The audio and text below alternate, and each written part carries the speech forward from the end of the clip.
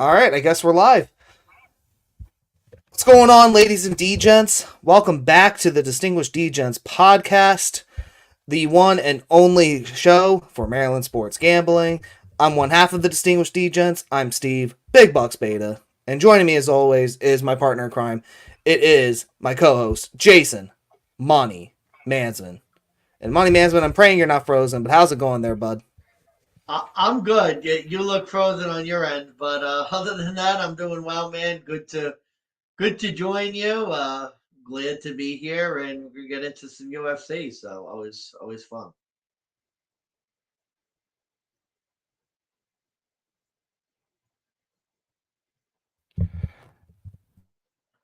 Oh, uh-oh. Are you there, Big Bucks? Can you hear me, Big Bucks? Big Bucks is looking intently into the camera. Oh, look at him. He was stoic. Oh boy. I'm glad no one's. If you're watching this video, we're having some technical difficulties to begin with, so just fast forward to like the 5 minute mark.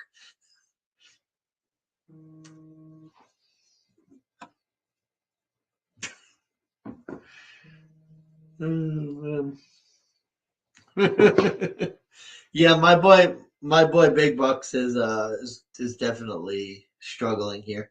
Oh, he's trying to get on. Let's see. Can we get Big Bucks? Is he here? Hang on. Oh, he's back. Sorry, there we go. Fucking literally, I start the show and the Wi-Fi kicks me, so I just switched it over. But it looks like I'm back. Sorry about that, folks. Yeah, I told everyone to just skip to the 5 minute mark. If they're watching the video from the start, just skip to the 5 minute mark. Yeah, that's probably the best way to go about this. But yeah, let's. I'll kick it off with this. We'll do our opening remarks, and I guess we'll jump to the 5 minute mark. So this is how my night's going. You know, just trying to get things done, and have fun, and then of course something has to get in the fucking way. Were you part of that fucking wave that yesterday where all that cell phone outage went? Not that I'm aware. I mean, maybe, but I was not awake when the outage supposedly happened, so I might have been. I don't know. I had cell phone coverage back when I was awake, so I don't know. Yeah, I was in the same boat. Like my wife currently is out in San Antonio for a conference, and she was messaging me like, do you guys have service? Is everything okay? And I was like dead asleep, so I didn't even. I woke up and full bars. It was just like no big deal. But Steve, the wife's away. Where's the rager, bro? I'm shocked. Well, the rager is tomorrow because we have UFC Fight Night Mexico this week to talk about. So we're gonna get all the Modelos. I'm gonna get the bottle of tequila ready. It's going. And it's also going to be the last night of Freedom. She comes home Sunday night, so rager the night before. That's the tradition. There you go, man. There you go. Yeah, no. So we'll be ready. Feel free to come by. Fights don't start till 7, which is a little late, but that's good. I'm actually out with my sister earlier in the day, but if you're actually available and like wanna throw down for the fight cards, like let me know. Oh, yeah, no. Yeah, dude, let's do that. We'll throw down for the fight cards. Yeah, I'll be home, so it'll be... All right. It's been a while since I've gone to the Beta household. It's been it's been a little busy. It's been a little busy here with the new puppy and all that shit, and now I've, while the wife was gone, I've done some reorganizing in the bedroom to try to clear up some space, so...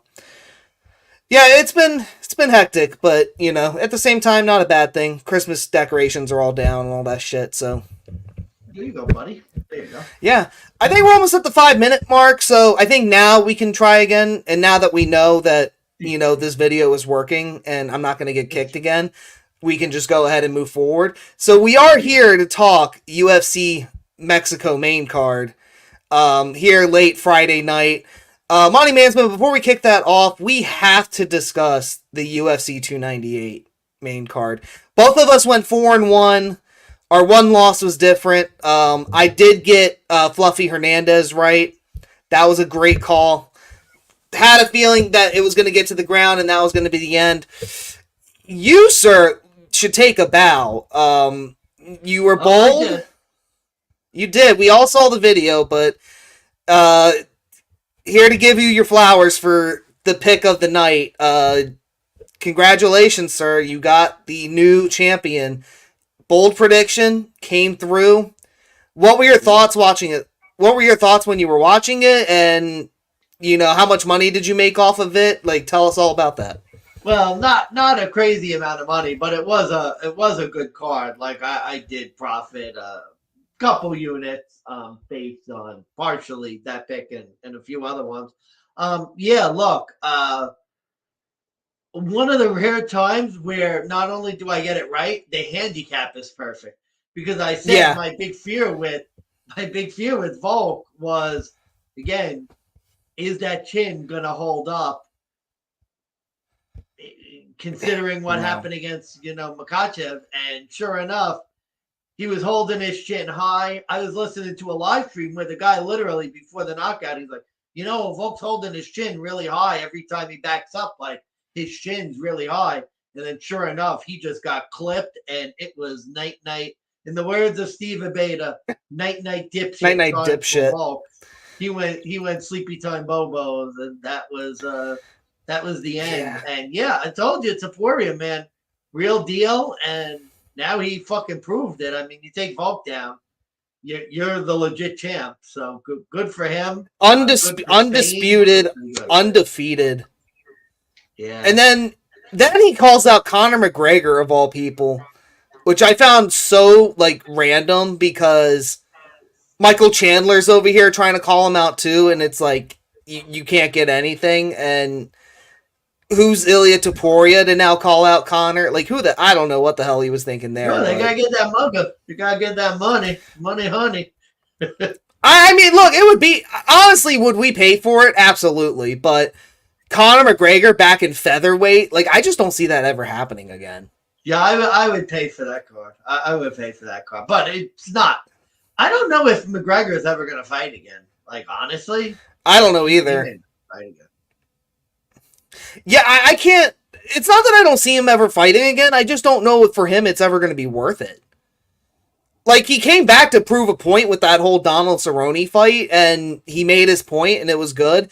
Then he tried to come back with Dustin Poirier too, and great fight. He got knocked out, but like that sore loser mentality that especially some of us gamblers have. It's like, we don't like losing. We don't like getting our ass kicked in front of a bunch of people. Now we have to go get our revenge. And then, he snapped his leg. He probably, like, I think deep down, maybe he just realized, like, he can live off of his name the rest of his life, not fucking potentially breaking his leg or, fucking fighting in a cage for what Dana White is honestly paying piss poor minimum, all things considered. You look at a Francis Ngannou who went to PFL, got the $10 million deal, got everything he wanted. Like, I think if you're Conor McGregor, you kind of say, well, I want that Francis Ngannou deal. Like, I'm a bigger name than him. You think he's dog shit and you think I'm great. Well, this is the kind of deal. Maybe that's why he'll never fight again. That's just my personal take. But, I mean, do you have anything to add on to that? Yeah, I mean, Ngannou, good for Ngannou, by the way. He's got that boxing fight coming out. I don't know if you saw the news. He's thinking about taking on the winner of the of this like PFL champions fight between Bader and shit. I forgot who the hell the other guy was now. I'll pull it up, but I know exactly. Yeah, he's gonna take on the winner of Bellator versus PFL champion, and his next fight. It looks like, because he's headlining the whole thing, Renan Ferreira, who, by the way, Renan Ferreira, Jesus Christ, did you see the weigh-in for that? He is like twice Ryan Bader's size. Oh, Jesus. No, it is 6'8", 264. Jesus. Oh, my fucking God. That is a specimen right there. Yeah. In Saudi Arabia, too, no less, that this fight's going to happen. But Ryan Bader, I mean, God, where's his... There. Where the hell is it? Yeah, 6'2", 230. Jesus. I mean, don't get like, me wrong. Like, don't get me wrong. That champion, like, no offense, that's like a champion versus champion fight. Like, neither one of those guys would probably be in like the top 10 in the UFC, but like, still. I disagree. I think both of them could. I just don't know if they have, like, Bader, I think, could be. But, like, in the sense of, like, a Tai Tuivasa, Alexander Volkov, like, a gatekeeper sense. I don't know if Ferreira's had enough fights. Either one of those guys would murder Ryan Bader. I really do. We got a Tai Shui fight coming, I think, in a couple weeks. I think we do. Marcin Tybura, March 16th. They will be fighting each other. That's going to be a good one, too. Damn. See, I think the work in my basement might actually, well, at least the Storm Guard will be put in. It probably won't be time. Damn, that would be a good fight card, too. That would be a good fight card to host, but my basement's going to be fucking, that's the weekend when they're putting in the Storm Guard. Damn. Gotcha. No, we can work that out though. That's in the next couple weeks. But no, let's get to the co-main of 298 before we end this. God, I literally just had it and now I lost it because. Oh shit! Yeah. Whitaker Costa. That's the one. Whitaker Costa. Yeah, Whitaker Costa. Whitaker almost got his ass knocked out. And I know in the preview episode, I went off on Costa and I was like, yeah, he's a fat ass. He doesn't care. I gotta say, he might have won me over a little bit with the effort he put in that fight. Almost got the finish and literally held his own the whole time against Whitaker. Bobby Knuckles just proves, though, like, he's the game manager type. He knows how to win these types of fights and recover. And good on him for bouncing back to get the win. I called it by decision. That was one of my best bets that did hit. So I hit a plus 120 on that. Whitaker by decision. That was clutch. My opinion of Costa, I think, changed after that fight. I mean, and especially with his response afterwards. It wasn't like he was calling bullshit. He was just like, yeah, I thought I had it. It really was close, but on to the next one. You know, this kind of shit happens. Volume. I mean, volume was the big difference, but Costa almost had that one shot to take it. It was it was a good fight. Very good fight. Very good fight. The card itself ultimately, well, the main and co-main were good, and Fluffy Hernandez was pretty good, and then there was the two middle fights that we don't really need to talk. Merab Dvalishvili versus Henry Cejudo. Merab literally did what I thought he would do, which was he's going to be a better, younger version of what Henry Cejudo was going to try and do. And what do you make of Dana? I don't know if you saw. What do you make of Dana White's comments? They were basically saying, why didn't you let Henry Cejudo make a spectacle out of, like, putting his gloves down if he really was going to retire? Which I'm pretty sure he was going to do if he didn't, actually. And Dana White's comments were basically like, he already did this shit once in 2020. I thought it was crazy then. Now he wants to come back. Now he wants the spectacle again? No, not going to give it to him. He already did it once. I don't know, man. Like, Dana, no offense. My guy's losing the plot a little. Like, no offense. I don't know, man. I'm sour. No offense. Like, you saw the other video I put up with his UFC 300 announcement. Like, my guy's losing the plot a little. And no offense. Like, yeah, okay. You know, Henry Cejudo, I get it. He put the gloves down. No offense. You could have taken 5 seconds to acknowledge it, ask the question, and, like, no offense. It's not like Henry Cejudo is fucking, you know, I don't know, like some no-name amateur fighter who is retiring. That was I don't know, man. That was it's Merab's night. Well, if it was Merab's night, maybe he would have tried to get the finish instead of sort of, you know, picking Cejudo up and carrying him around the octagon. Like, I don't know.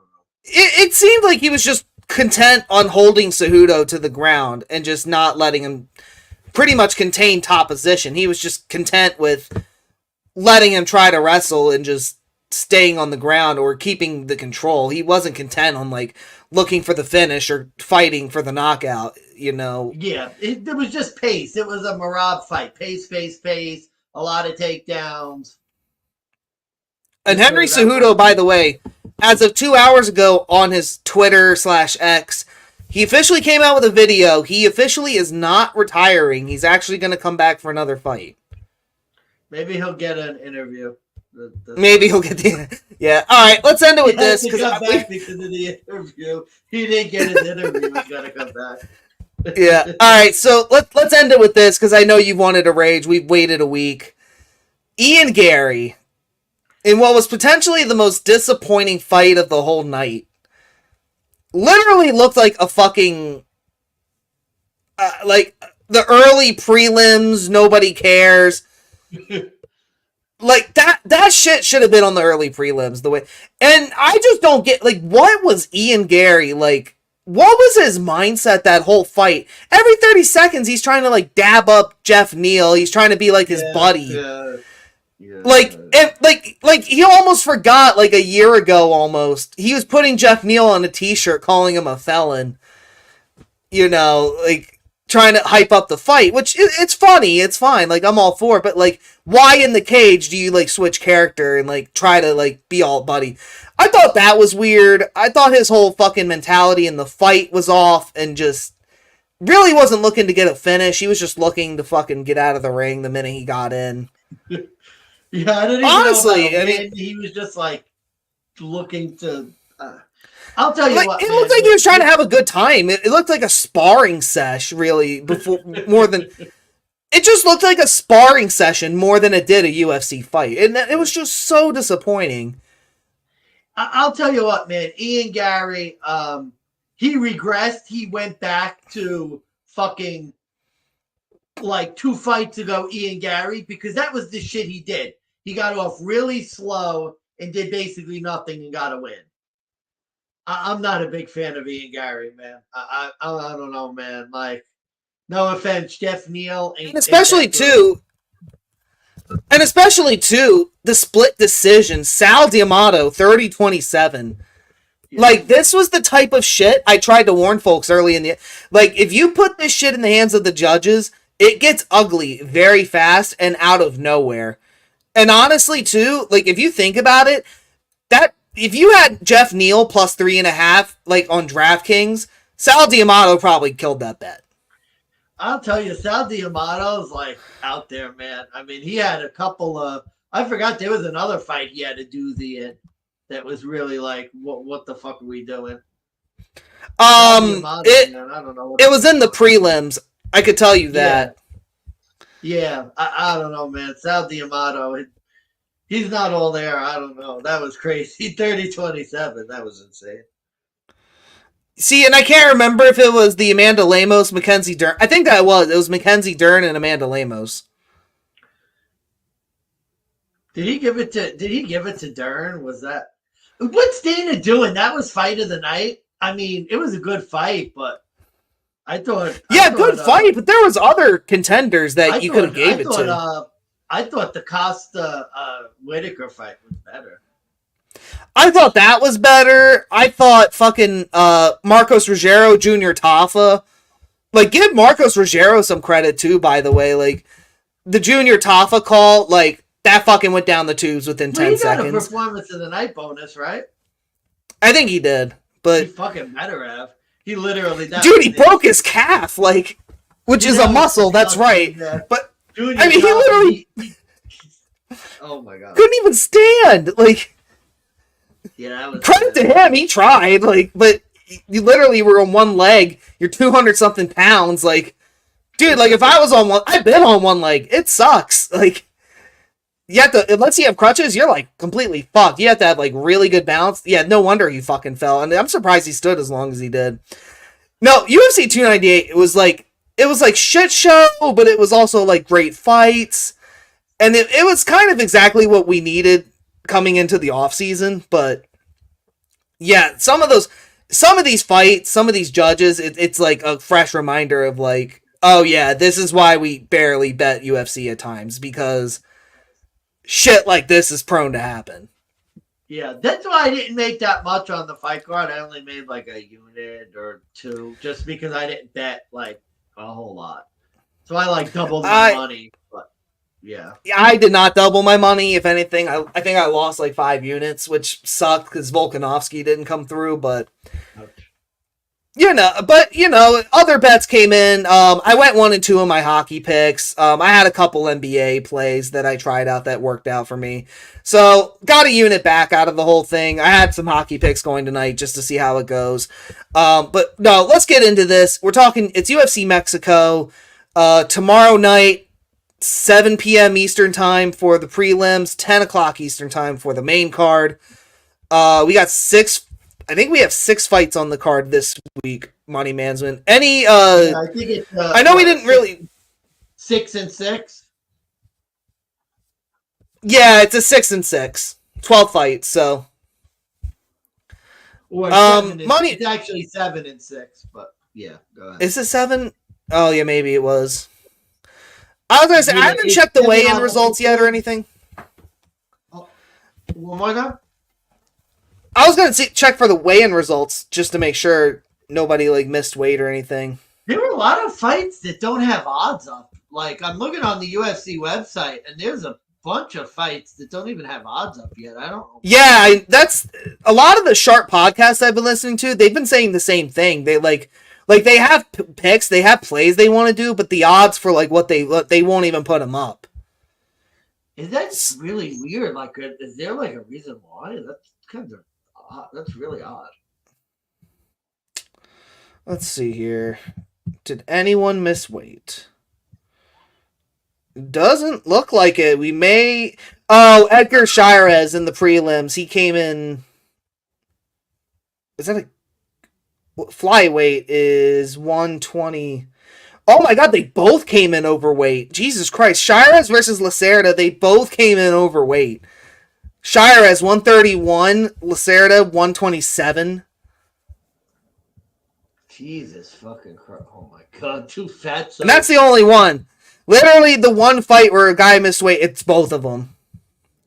Jesus Christ, that is wow. That is not good. It's so bad. All right, before we get into the main round, I usually like to give out a prelim bet. I don't know if you have anything on. I don't know if you want to give out the Mansman special. I'll go ahead and kick it off, though. We talked about it off air beforehand. Give me Christian Quinones as a live dog tomorrow night, headlining the prelim card. He's going up against a guy who has lost 4 of his last 5 UFC fights. That guy is a favorite. Why? Raoni Barcelos has lost to Kyler Phillips, Victor Henry, who I couldn't even tell you who he is, and he lost to Timur Valiyev. Yeah, he lost 4 of his last 5. Or 3 of his last 4. No, but you missed the biggest part. His one win is against Trevin Jones. You remember Trevin Jones. I remember Trevin Jones. Trevin Jones made me a lot of money by being who he is. Yeah, exactly. Oh, Umar Nurmagomedov knocked out Raoni Barcelos in the first round last year. In the Strickland Imavov card. Yeah, so Barcelos is a favorite. Why? What the fuck? That is just everything wrong. And I can't even, like, I'm trying to find a thing with Christian Quinones. I mean, I'm not saying he's really fought anyone significant lately, but he hasn't lost 4 of his last 5. Yeah, let's see. Oh my god. Christian Quinones. Oh, that's right. Really I had money on him last time. He got fucking rear naked choked by Kang Kyung Ho in his fucking debut. Back on the train, buddy. Back on the train. Let's see. I'm trying to think of who he beat. Long Zhao. No, wait a minute. Christian Quinones beat Khalid Taha. But my favorite win is against Long Zhao on the Contender Series. Oh, he won a fight night against Khalid Taha in 2022. He has a UFC. Khalid Taha, 17-3. Or no, he's 14-5. Wow, that's a great name. I love that name. Love that name. Wow. This guy, after losing to Christian Quinones, first of all, his last 4 fights in the UFC. Sorry, he had 6 fights in the UFC. He won 1. 1 no contest because it was overturned. Lost his last 3. Yes. And that guy also lost to Bryson Barcelos. No, Christian Quinones, live dog, going up against a guy who's basically on his way out the door in the UFC. I love that. Plus 126. Any Mansman special plays? Anything you want to give out to the people? Yeah, I'm looking at the dog as well. Not sort of. I mean, this is a bit speculative. Claudio Puelles against Fariz Zayam. I'm going with the dog here. Interesting play. Sometimes Zayam doesn't have a lot of volume. And no offense, he got like submitted by Terrence McKinney, who's not like fantastic. He beat Jai Herbert by decision. That doesn't really excite me that much. And Puelles, he's had a long layoff. He's been out for like a couple years. And if you look at, he beat Clay Guida, submitted him. I think if he gets the fight to the ground, he might have some success against Zayam. He did lose to Dan Hooker in his last fight a couple years ago. So a bit of a speculative play, but I like it as a live dog, a guy that's faced some good UFC competition. And I don't know about Zayam volume-wise. I think, Puelles, if he gets it to the ground, he's going to, have success. And I think he could win by decision if he gets a couple takedowns. So that's the direction I'm going. It sounds a lot like the handicap I had with Fluffy Hernandez and oh god, who the hell did he just fight? Roman Kapilov. Yeah, sounds like a very similar handicap for Zaim. For somebody who I bet on to like choke out Jai Herbert like it was nothing. Zaim got the ugly decision. Yeah, Terrence McKinney choked him out. Not really that impressive. Luigi Vendramini is another guy he fought. If you remember him, Jamie Malarkey. Basically just a lot of like no rank. Half these guys may not even be in the UFC anymore. Hasn't really fought anyone impressive. And you look at resume. Yeah, I kind of like the dog situation there. You can also play it plus 3.5 on DraftKings. You could get it minus 120 if you want to give yourself a little bit of insurance. Yeah, that's not bad because I mean Zayam, I don't see Zayam getting a knockout really. Like no, he's a low volume fighter, which concerns me when you're fighting a guy who's probably going to grapple. Like no offense, Zayam has never really been a big volume guy.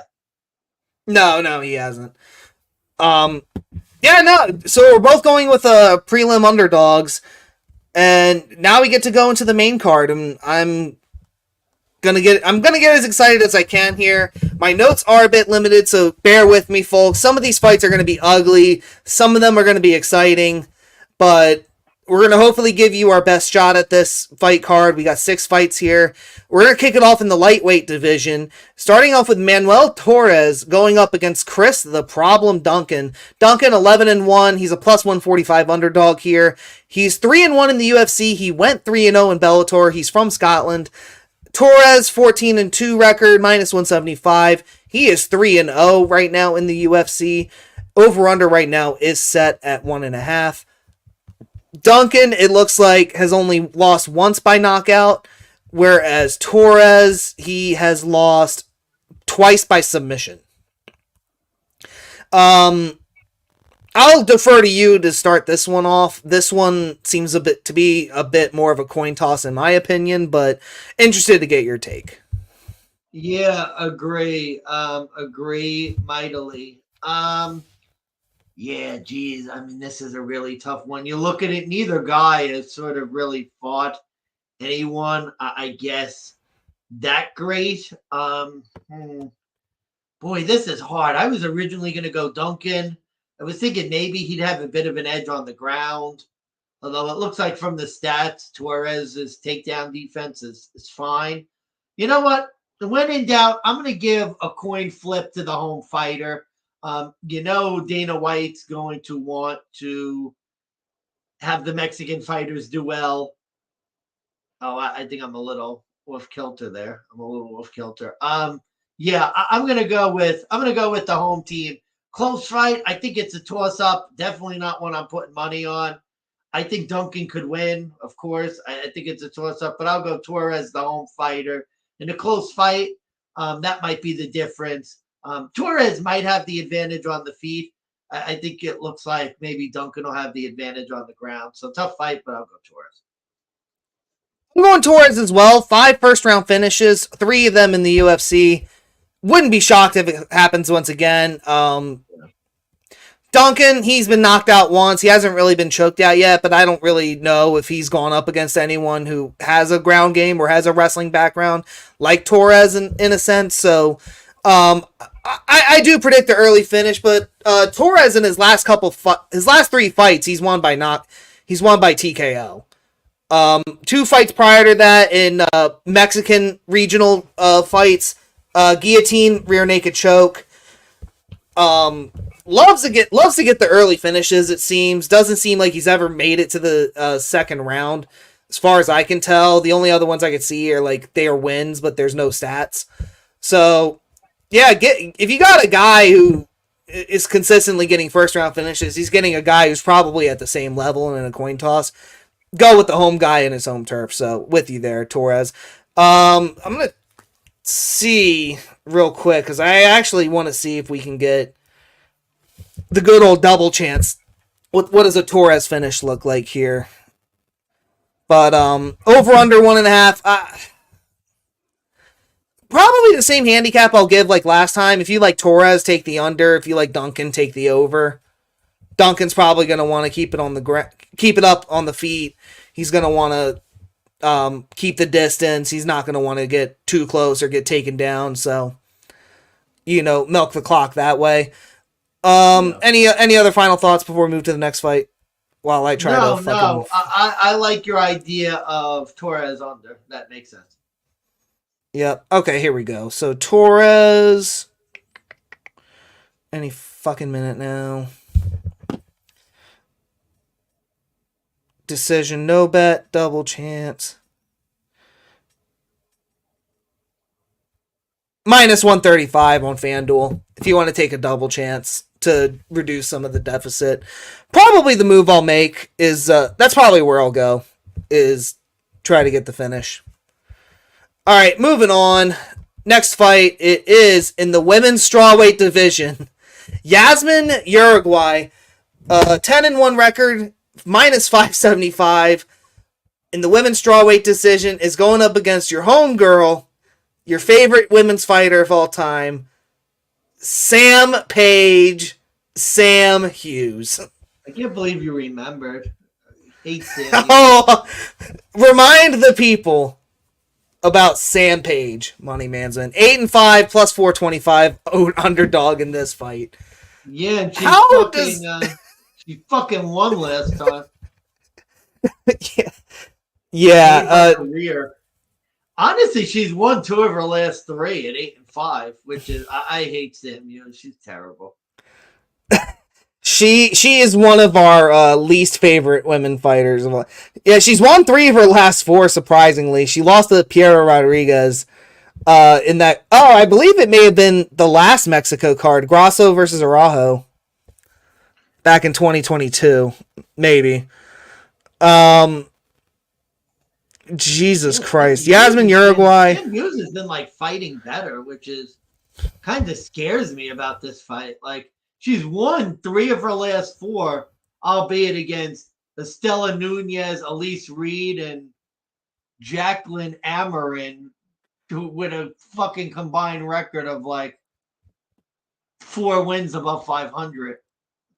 Yeah, and Yasmin Uruguay, last fight, got knocked out in 20 seconds by Denise Gomez. I'm pretty sure I lost money on that fight. I think you did. Oh, boy. All right, well,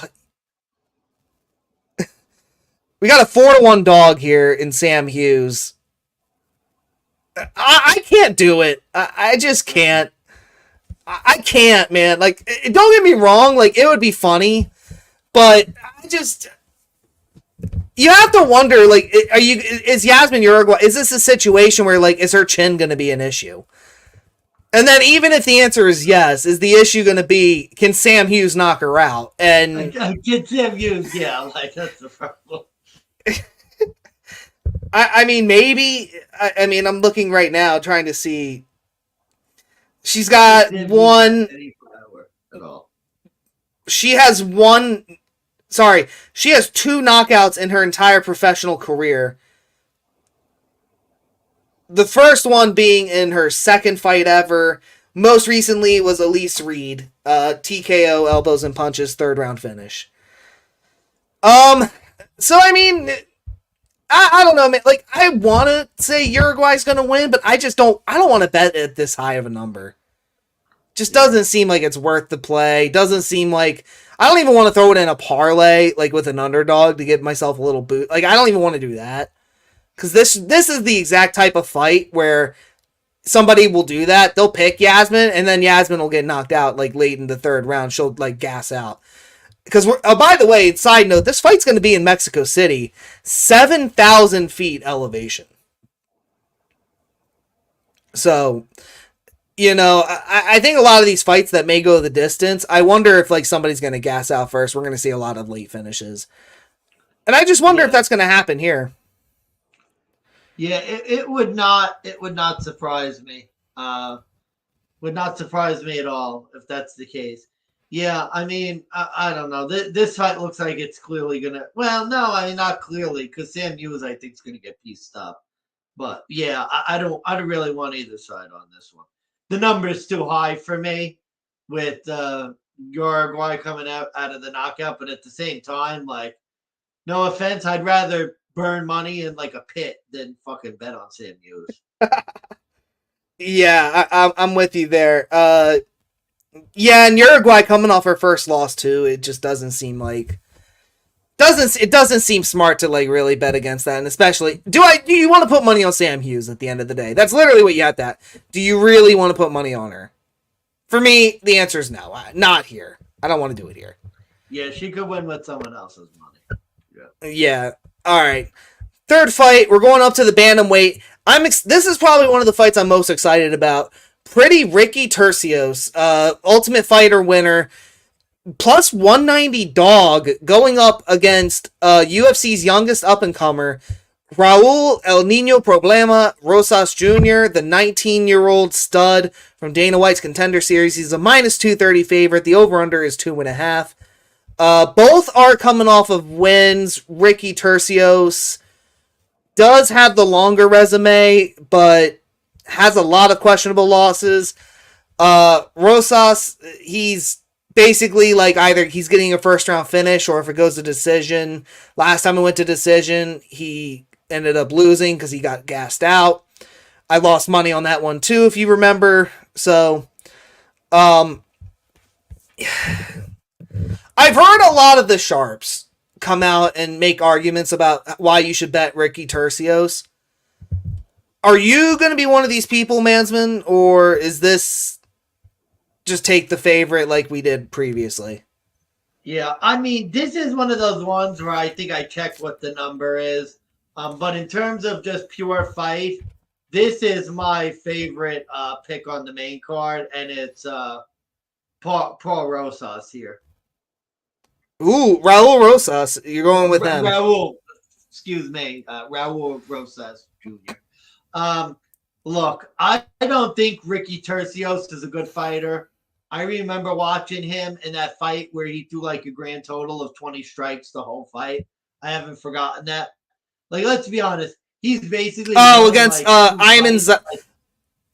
It was against Ayman Zahabi. Yeah, 27 strikes out of 235. Yeah, so yeah, I haven't forgotten that fight. And he won his last fight by split decision. Like, I just think Raul Rosas is better, more power. I think he could take the fight to the ground. Like, I just think he's better all around than Ricky Tercios. And let's be honest, Ricky Tercios to me does not feel like a UFC fighter, and I think Raul Rosas, if he doesn't get the finish, which it's possible because Tercios is tough, I think he gets the win pretty easily. I see this as being a pretty convincing win for Rosas here. Gotcha. I've made this play once before, and I do have it on video. The last time I did this, it was Andre Feely and one of the dudes from England. I'm running that play back, and there's a lot of reasons to it. If you're looking at like a winner, I'm with you. Raul Rosas Jr. is the play. One of my best bets I'm going to throw half a unit on. I'm taking him by decision. Here's why. Ricky Tercios loves to run around the cage. He's going to have the cardio advantage, which is why a lot of the sharps are saying you should consider taking Tercios because he has the cardio, he has the resume, he is able to wrestle. It's just a matter of whether he's going to try and get knocked out or not. And if you last to the third round and you gas out Raul Rosas Jr., he could end up taking his back and getting the finish. So a lot of the sharps I've heard love him, but one of the sharper plays I heard was Raul Rosas Jr., he's gone the distance before in Mexico. So this elevation, this cardio nonsense, like I think you throw it out the window. I think Christian Rodriguez, the guy he lost against, solid enough fighter. It was just not it was just not Rojas Jr. It wasn't his night. You could kind of tell that whole fight, like he was just off. Not everything was clicking. And he just outright lost. But I think a lot of people are just overreacting to that, and they're just saying, oh, well, here's a fighter that could take him the distance, and if he gets taken the distance, he's going to lose. Well, it's like, no offense. That's what happens with these guys when they're just known for first-round finishes and first-round knockouts. But you look at his resume, he's been the distance before. This isn't out of his comfort zone. And no offense, Ricky Tercios, even if he does get volume, is any of it going to be significant? And I just don't think it is. And I think if you're going to go to a striking situation, Rojas Jr. is going to win. But I do think this goes the distance. I think Tercios is going to try and play it safe. And it's going to be a situation of volume like Whitaker and Costa where, Tercios might get a clip or two. He may end up getting a situation where a judge gives him a 10-9, but at the end of the day, I just rely on Rojas to get the volume. So, in the way these judges go, the way I would play this, Tercios plus 3.5. Because I could just see Ricky getting the third round. And you're getting a 29-28 universal. Now that's basically like a hedge situation to if you are worried about the cardio. But yeah, I'm playing decision Rojas Jr. Yeah, and then I'm going to play the points. That's fair. Tercios is durable too. He could take some hits. So yeah, I don't mind it. I agree. I think Rosas probably wins by decision. Now I don't know about the plus 3.5 because I think it could potentially be Tercios sort of surviving in the fight late, but I can't fault you for the play. Makes sense.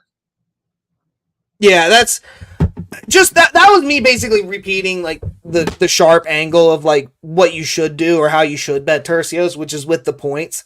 I don't see him as a live dog here, and especially Raul Rojas Jr. Like he's going to be in Mexico. Like there's a possibility the cartel could be front row for this game, and if Rojas Jr. loses, someone's going home in a body bag. I just don't see it for Tercios here in any way, but I could see it being closer. So that's why I think there's value. And especially too, you're getting 3.5 at plus 100 right now on DraftKings. I think it's worth a flick of a chip if you're daring. Gotcha. All right. Are we ready to move on? Oh, over under 2.5. Kind of correlated. Over, obviously. Yeah. Makes sense. All right. Next up, it's Francisco Prado, lightweight division, Francisco Prado, 12-1, plus 225 underdog, going up against Daniel Golden Boy Zellhuber. I'll have to double check him. I want to say he's from Europe. He's coming away to Mexico. He's 14-1, minus 278. Mansman, where do we go here? Yeah, I think Hoover, doesn't he have like the like German Mexican like joint joint citizenship or joint descent? It says born in Mexico. Okay, so I don't know if it's him. Yeah, I think I am. Yeah, I think it's a different. Yeah, I'm gonna go. God, he lost to Trey Ogden though. That's not a good thing. The numbers are probably skewed. I'm gonna go with the favorite here. In Mexico, I just think like the Christos Gallegos win last time out where he got the submission. I think that's a better win than probably Francisco Prado's had in his career. I just think Zellhuber's fought the better guys. They both have really good records. I just think Zellhuber is a step above, has fought better guys in the UFC, and I think he's going to get I think he's going to get it done. If you look at the underlying stats, it looks like he's going to be the maybe more active fighter in the fight.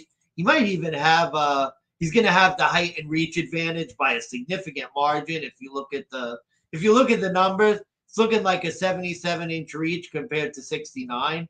So, in these fights, especially these ones where I don't know like a lot of the guys, although I think I've seen Zellhuber a couple times. I think Zellhuber, you look physically, he's going to have the reach advantage. He's going to have the height advantage, the leg reach advantage. Seems like he's going to be the more active fighter. I think he's fought the better guys. I think there's a reason why Zellhuber's favorite, and yeah, that would be my pick for who's going to win this one. Gotcha. Yeah. See, the problem is here was my take. I don't know if I'm really as strong on it anymore. I was going to go with the dog here, actually. I was going to go with Francisco Prado here. Really, it's just sort of like you're getting two studs who are up-and-comers in the UFC who have a lot of finishes under their belt, and I could just see this one being like very early on, they're just going to start swinging, and they're just going to go for it. And in those kinds of cases, we've seen anybody get clipped, and Prado with now Zellhuber, I'll keep in mind, he has 7 knockouts under his belt to Prado's 6. Prado also has 6 finishes on the ground via submission. His only loss ever was I want to say it was a unanimous decision. He lost to Jamie Malarkey. Kind of a tough loss, but Zellhuber lost to Trey Ogden. Yeah, that one hurt. Not good. And he lost to Trey Ogden as a huge favorite. Kind of like a similar situation here where it's like, it's going to be a good fight. Maybe Zellhuber is the better fighter, in my opinion, but I just don't want to discount Prado here. I could just see him getting a finish. And I think, and especially after the last fight with Ottman's Azatir, where he got a first-round finish in a fight night performance of the night. Yeah, I could see him coming in here and looking to, play upset here. I can't imagine every Mexican fighter is going to win in this card. This just seems like a spot where you're getting a guy who's probably a big underdog who probably should be closer to, a slight dog or even closer to a favorite. But yeah, I didn't realize the extensiveness of the difference in physicality, because otherwise I'd agree. I think it's on the UFC site, they have it like minus 280. That seems pretty high. Yeah, the height advantage and reach is going to be a big concern here, but I'm not going to discount Prado here. I like him as a dog in this spot. Not really any other good reason, honestly. I mean, Zellhuber should win this, but just because he should win doesn't mean he will. And, I think if this fight gets to the ground too, like, Prado's going to have the advantage here. If Zellhuber keeps it on the feet, then he'll win by knockout or decision, I think. But I don't even think it's going to get to decision. I think this is going to be a fireworks type event, and I think we could see an early first round knockout here. So maybe that could be a sprinkle play just to see if it fucking hits. But Gotcha. Yeah, with that over under 2.5, I am gonna go under 2.5 regardless. Zelluber, Anaconda choke in his last fight in the second round. Last couple fights before that in the UFC, they did go to decision. But prior to that, in his regional fights, 3 first round finishes. He had a late third rounder in Peru. This guy's known for finishing people early, so maybe I play under 2.5 here and just call it a day. See what happens. Is this the first card in Mexico? Is this the first one? No, Grasso versus Shevchenko too, I think, was in Mexico. Oh yeah, you're right. Like I think I gotta say I would in these fights, especially with these finishers, I'd lean to the unders, especially because I feel like the environment is gonna be like raucous. Moreno's fighting like that's always a big draw. I mean, that's like, a superstar in Mexico. Like I could. Oh, I lied. I lied. The last year's UFC Mexico, it was in Vegas, but it was Mexican Independence Day or something. Oh, but yeah. it was in Vegas. Is this really the first card if this is the first card in Mexico, this is gonna be crazy. Yeah, I'm trying to see if they're UFC's last time in Mexico. Card. I have a feeling this is gonna be a fun card. Where is it? The last time these two fuckers were... Oh, they were there before. Oh, 2019. They were there. Oh, okay. Oh, but first time in like a long time. Okay, wow. Yeah, before COVID, basically.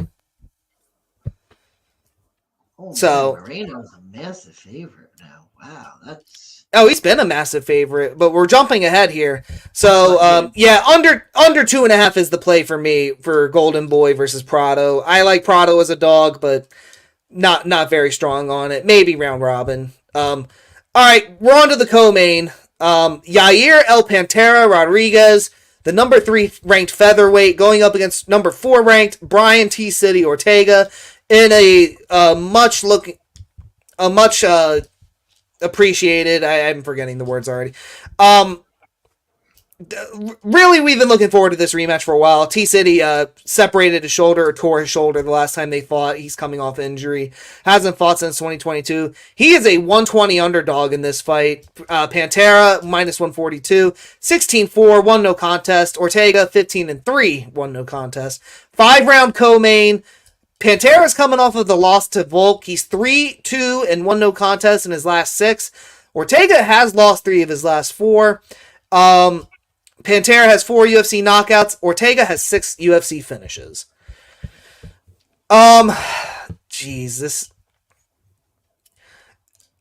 See, this one, my heart says go with Ortega, but I think you have to take Yair in this spot. Yair, he's coming off the loss to Volk, but he's had a lot of time to rest up for this. The last time he fought Ortega, too, I'm pretty sure he was winning. It looked like he was winning the round. I know it ended early, and we didn't really get a judge's scorecard in this position, but he seemed to be the better fighter. Ortega has had a really long layoff.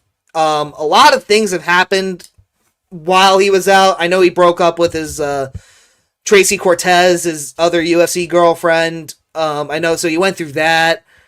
He's been kind of doing the commentary thing lately, so you're wondering if his career is, looking to be on the horizon.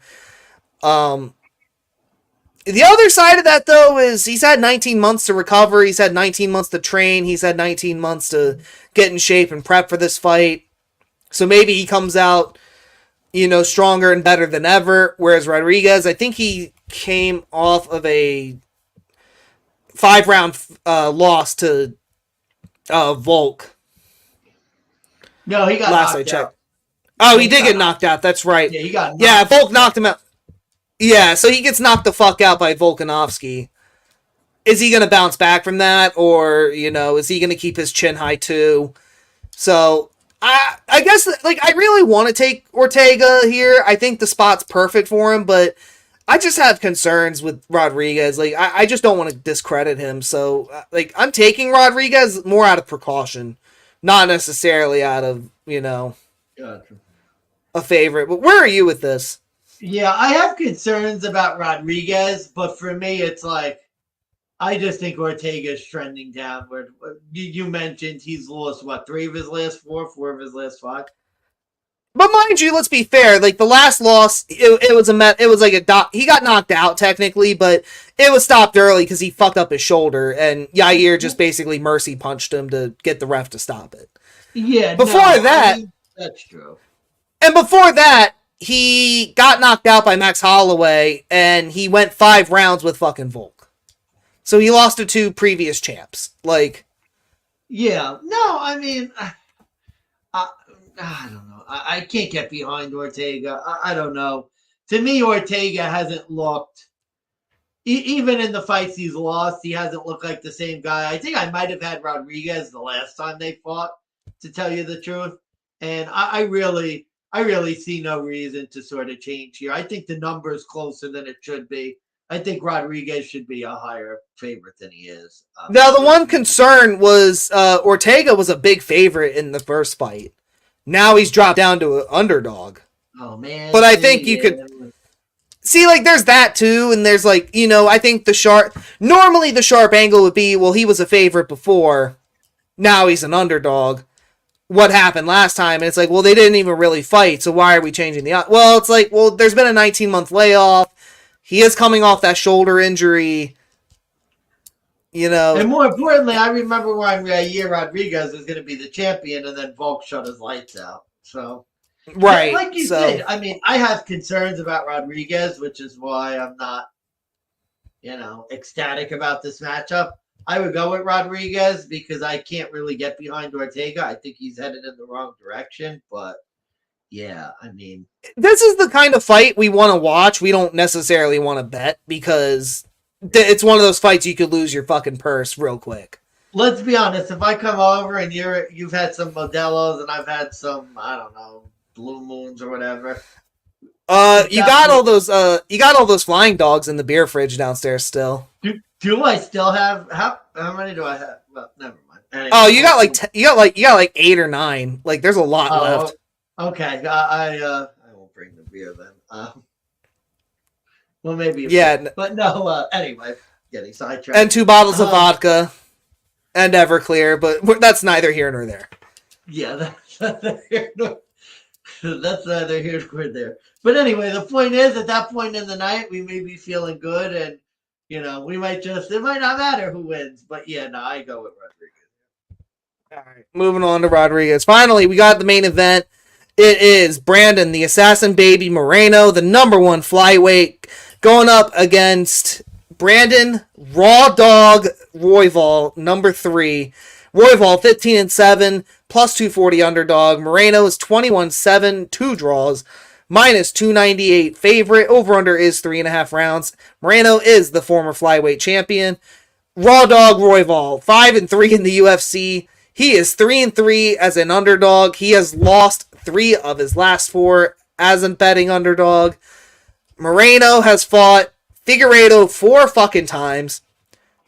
Was it Pantoja he just lost to? No, not Pantoja. It was yeah, Pantoja by a split decision.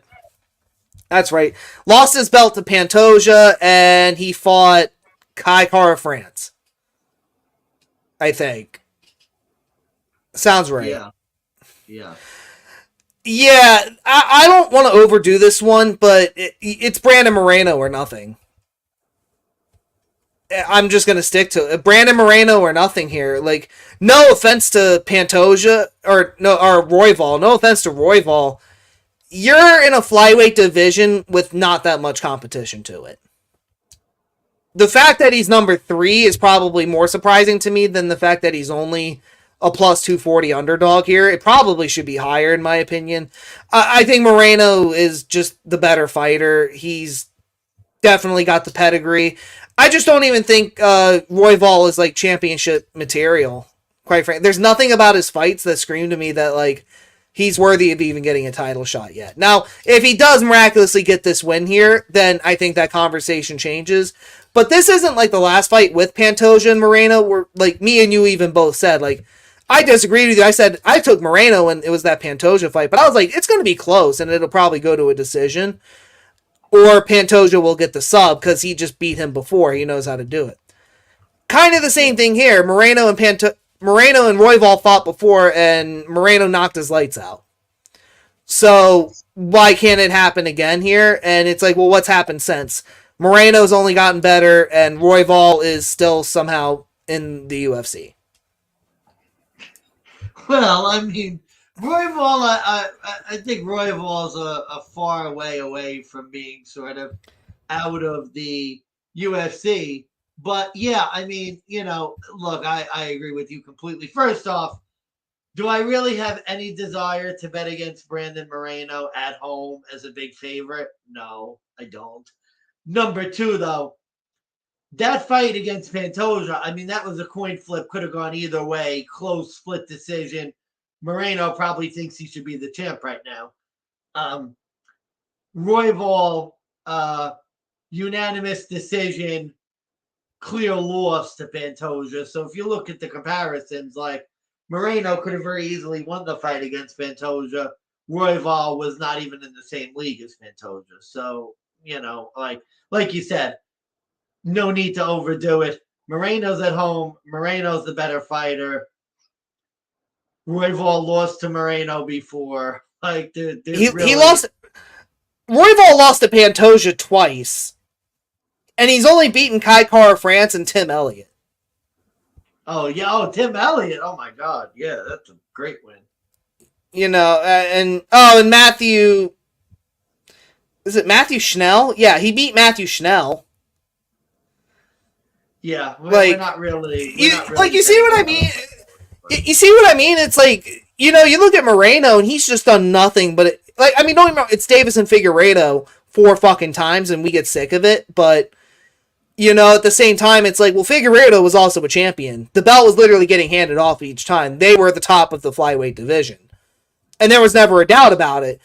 Alexander Pantoja comes in and it's like, well, is he in that pedigree? We're going to find out. And that was a legitimate debate. Here, I just don't see it. I just don't see Royvall being there yet.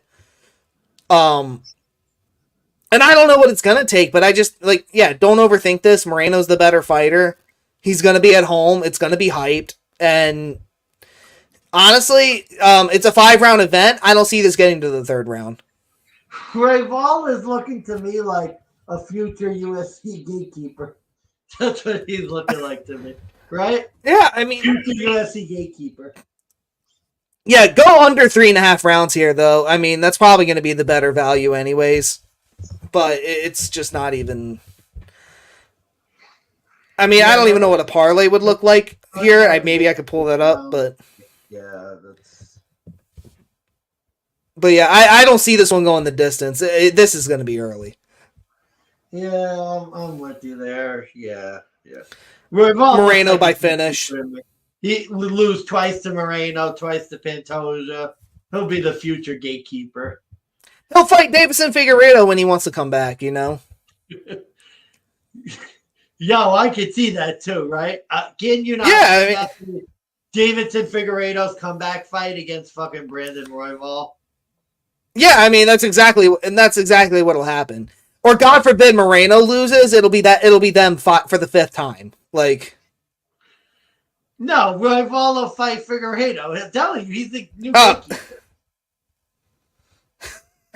You're not gonna have him fight Pantoja and get creamed again like he did the last time. No. Yeah, no, you can't have Pantoja 3. No, it's Davidson Figueiredo, and winner gets a title shot. Amir Albazi's there too. Wasn't Moreno supposed to fight Albazi? Maybe. Am I saying his name right? I don't know. Who knows? God, where are you? Where's Moreno finish? Amir Albazi, it was canceled. Brandon Moreno by finish plus 130. I mean, Yeah, No fault I mean, with your reasoning. honestly, I think that's the move. I'm just going to take him to get a finish. I just don't. I don't even see this getting past the fucking third round. Quite frankly. I might Yeah, have under to three throw and a small under three bet. and a half plus 112. I mean, I have to throw a small bet on third round knockout. No, or third round finish. If you could do that. yeah, you can. Here we go. Brandon Moreno. That's minute. Where's round? Come on, total rounds. Could be on Round DraftKings. betting. DraftKings has some good. Oh, here you go. Props. Yeah, DraftKings is where to go for UFC. Brandon Moreno to win round 3, 10-1. Oh man, I might have to put a small bet on that. Yeah, that might have to be the move. Yeah, that's we'll unify that prop play. Moreno 10-1 round 3 finish, round 3 win. I'm taking him double chance. I like your confidence. I mean, that's the thing. Like, I don't see this getting past 3 rounds. I don't see Royvall getting a finish. I only see it being Moreno. I could see him. Think about it. The guy probably does in his right mind believe he should be champion. This is going to be like the statement win in front of the home crowd. I'm going to fuck this dude up. I'm going to prove I'm the best. I want my belt back. Call out for Pantoja 3, you know. Yeah. The only problem is with our round 3 bet is that literally he knocked out Royvall in the first round the last time they fought. So who knows when? Yeah. I mean, if you have like a whole unit, maybe sprinkle it, maybe like divvy it up. Maybe like 4 units on round 1, 2 units on round 2. Something like that. Yeah. Or, you know, like you're getting. 3.5. We could just figure on. Then again, though, you're getting plus money for him to get a finish at any point. I mean, that's probably the play you put most of your chips on, and then sprinkle it as you want. But yeah, no, that's probably my best play. I think I'm gonna call it. That's my best play. Give me Moreno to get the finish. So yeah, I like Moreno to get the finish. I like Rojas Jr. by decision. And the big dog, I like Francisco Prado. I just have a feeling. Gotcha. And all I have Puelas as my prelim, Rosas in the main card as my best play, and I'll tail your Moreno under 3.5 sort of, or Moreno by finish prop, because I like that too. There we go. All right, and here we go. Okay, so any final words? Any last teaser? Any like fantasy plays? Any other prop plays you want to give out that you like? Or no, I think I'm good with this card. We're definitely, if you've been following the channel, you know that we're starting to put out some more regular content, which is good. So we'll try and keep doing that. Yeah, I'm expecting either maybe tomorrow or Sunday I'll give out another NHL picks video. Like I said, I went 1 and 2 last time. Hopefully we rebound and at least get close to even tomorrow. I got some plays tonight. We'll see how that goes. I got no other picks. I will see you tomorrow for UFC Fight Night for UFC Mexico. Hopefully it's exciting and hopefully it's fun. Hopefully we can get through the fucking prelims without passing out. Yeah, man, no, for sure. It'll be good to see you again. Good to make it back to the Abeta household. I know it's yes, been sir. a minute. And yeah, like I said, I'm gonna be. Oh, before we get to that, DeGents, have a good night. As always. Oh yes. Make that motherfucker. Yeah, DeGents, that's our picks. Make sure you check us out on Twitter at DeGents Podcast. Big Bucks Beta here. Money Man and Money Mansman. We're signing off. Have a good night, DeGents. Make that fucking money.